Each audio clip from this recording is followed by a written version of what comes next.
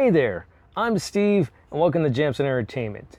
Today I'm joined by Austin again, and we're going to be learning about Second Life.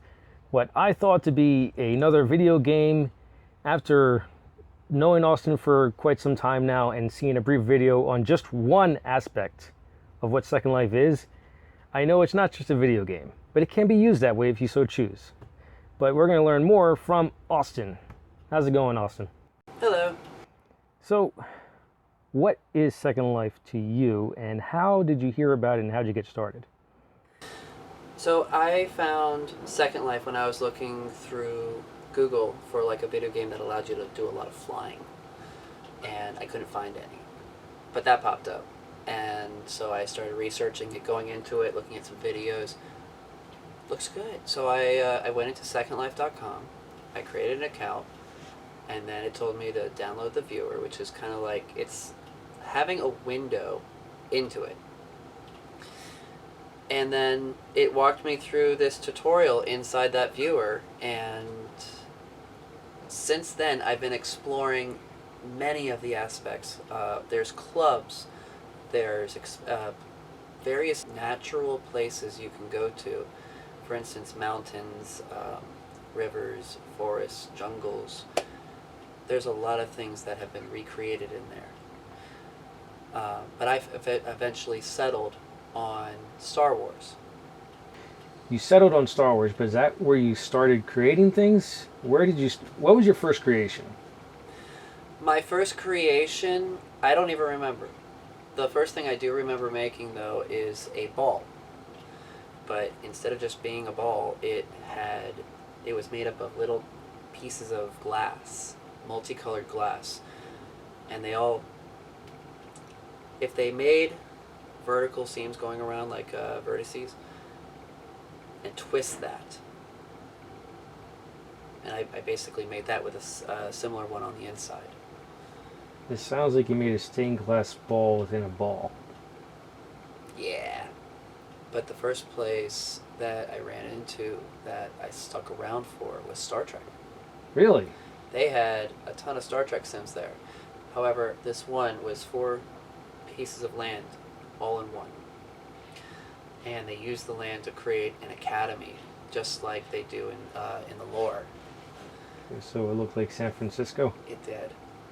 It really did. It was beautiful.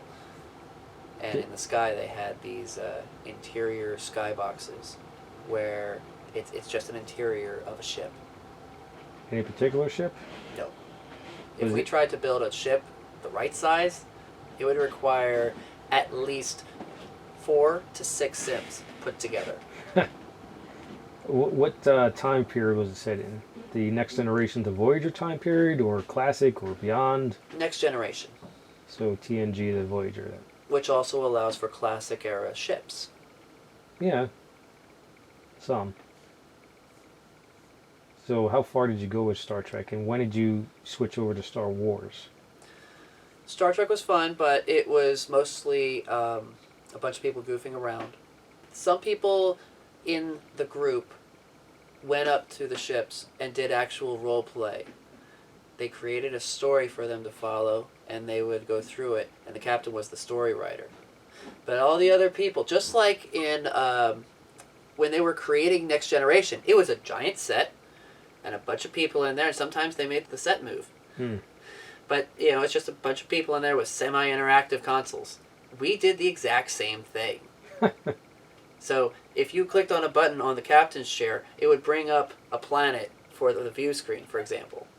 Or set it up for hyperspace. It controlled the computer console, basically. What was your character? Like, was he Klingon, Vulcan? I was Vulcan. I was an ensign. And I handled communications on...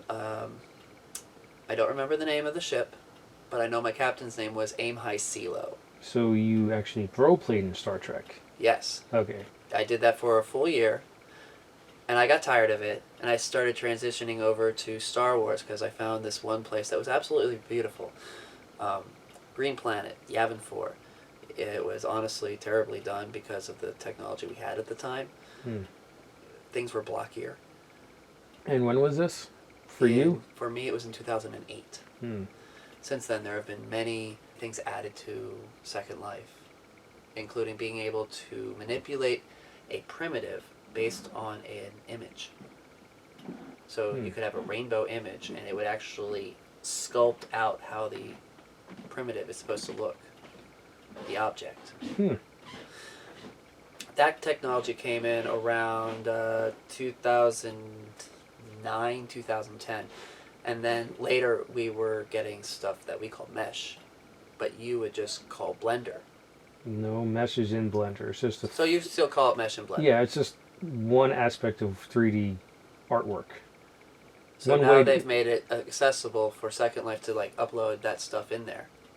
Yeah, and some other programs, but yeah. It changed the whole universe for me, because now people aren't using primitives anymore. Primitives are the in-game building structure, system, what have you. Well, I would imagine now that it's open to Blender, do you know if it's open up to other 3D software? Yes. Yeah. Maya and what have you. So it would,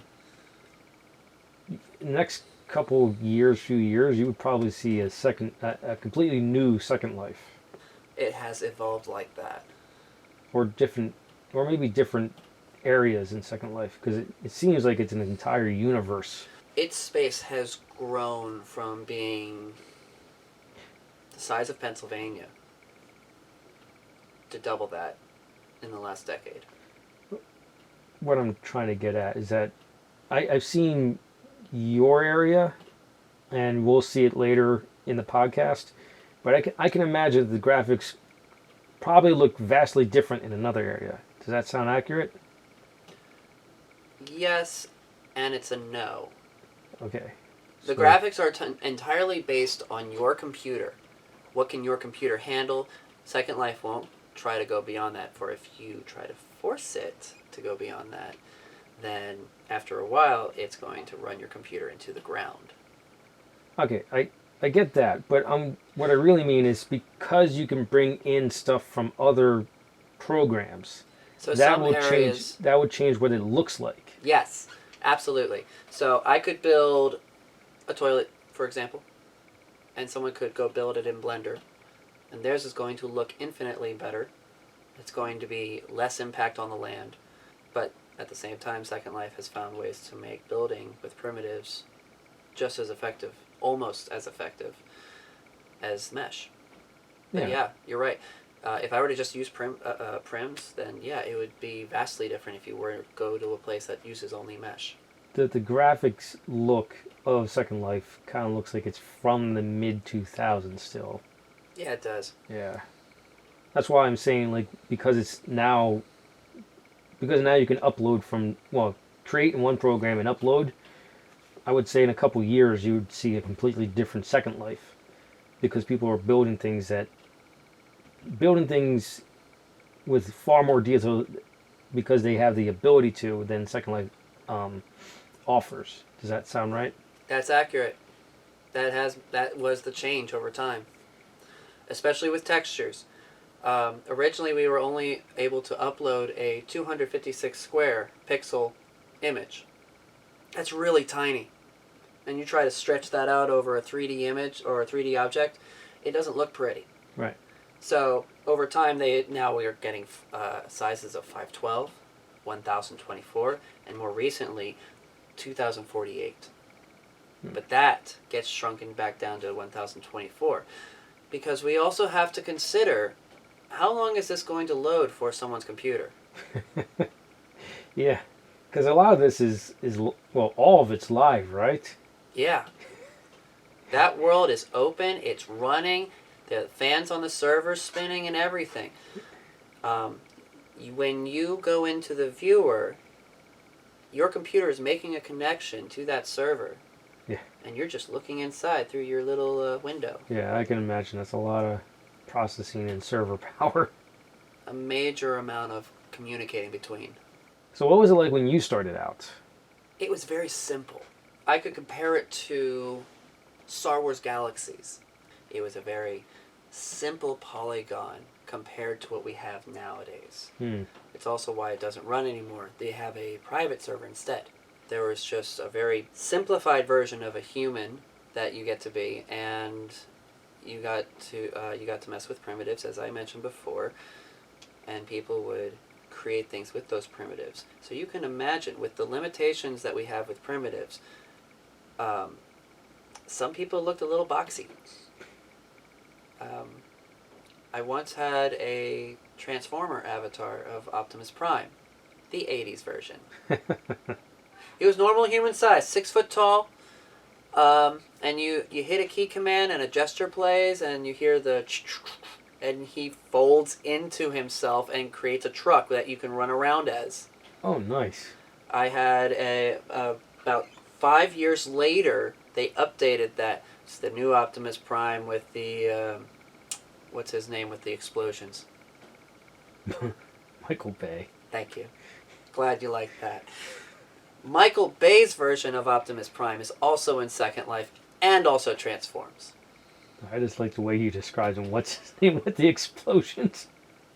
But you got it in one. It must have meant something. What have you been working on recently, and what do you want to work on? I've been working on a planet called Tython from Star Wars Legends. Originated in the comics, but it also has a novel as well. I have been recreating its forests and mountains and 3 of its temples. It took me about a year to get it to where it is today. Where it is today, people have been coming from all over the Star Wars community just to visit, to chill, to teach their Padawan stuff. They use my space as a learning center, as a place to relax. Oh, that's cool. I feel like I've officially captured that feeling of being safe within the sim. What I want to work on is my own personal version of the Millennium Falcon Kaminoan style. The Kaminoans were the people who created the clone army for Star Wars: The Clone Wars. Right. They also had their very own style of building, of structure. It was very white, clean. They had lines going through it. You could almost say that it was Tron-esque. Almost. There's just no lights like that. They just have gray trim, basically. Their ships were very similar to that. They were very round. But I like the design. So I want to apply that design to a very similar Millennium Falcon-like ship without the 2 struts on the front. We're going to add some extra bits on the sides. Make it less UFO-ish. That sounds really interesting. I would like to see that. It'll take me a while, but I'll get there. What kind of scale are you going to be making it? Full scale. I build big. I once saw this one guy try to make a Millennium Falcon. He spent 10 minutes, and 30 prims later, he had this gigantic space. He built the outside okay, but inside it's just one giant room that you run around. That's no good. No. I don't build like that. I can't accept that. If I'm going to build the Millennium Falcon, I'm going to go and grab the blueprints, upload them into Second Life, and then stretch that out on a giant prim that spans its proper size. And then I'm going to build the walkways and then flesh it out from there. Sounds like a plan. That's what I did for the Ebon Hawk from Knights of the Old Republic. Oh. That took 5 months because I was inexperienced. But I did it. 800 prims later. How long do you think it would take to build your version of the Millennium Falcon now? Half that time. Definitely half that time, and definitely half the prims. But I can do it.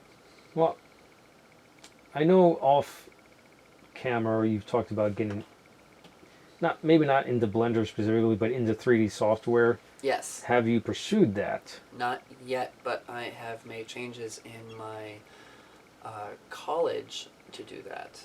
I'm no longer really interested in doing the graphic design stuff. I've lost it due to outside crisis. So I've lost interest in that. But, I'm still playing on Second Life, and that's basically 3D game development. I could improve my skills there. Going into game development at Full Sail would definitely help. Yeah. Good groundwork. What we've talked about seems very interesting. Why don't you give us a tour of Second Life?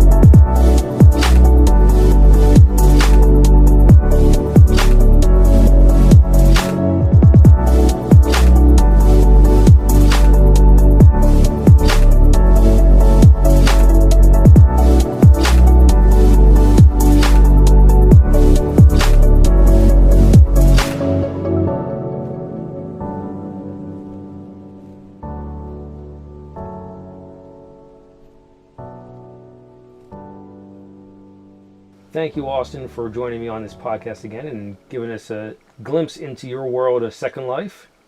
Anytime. If you want to check out his artwork, you can go to DeviantArt at Arianu1. And also in the description below, I'll put a link to Second Life if you want to give it a try. And if you do want to get into Second Life, there's some items in the description below that you can check out. You'll not only be getting some awesome gear, but you'll be helping build a community as well. Tune in Sunday for the conversation on Twitch, playing more Horizon Zero Dawn. Bill and Ted Face the Music is out. I haven't found a theater near me with it. I really would like to go see it in theaters. I'm more than likely going to rent it on Amazon Prime. So instead of a throwback review this Thursday, it's going to be Bill and Ted Face the Music. If you want more information on the video essay I'm working, which I didn't mention at the top, but now I'm mentioning, go to Instagram. That's where my behind the scenes is taken. It's Jamsin_E85, and you can learn about the video essay I'm going to be working on. I'm not sure when it's going to be out because I'm just getting ideas down, but look forward to it. You can find Jamsin Podcast on all your podcasting platforms. If you like what you saw, like it. If you think other people will like it, share it. If you really liked it, hit the subscribe button. Thank you for watching and listening, and live your imagination.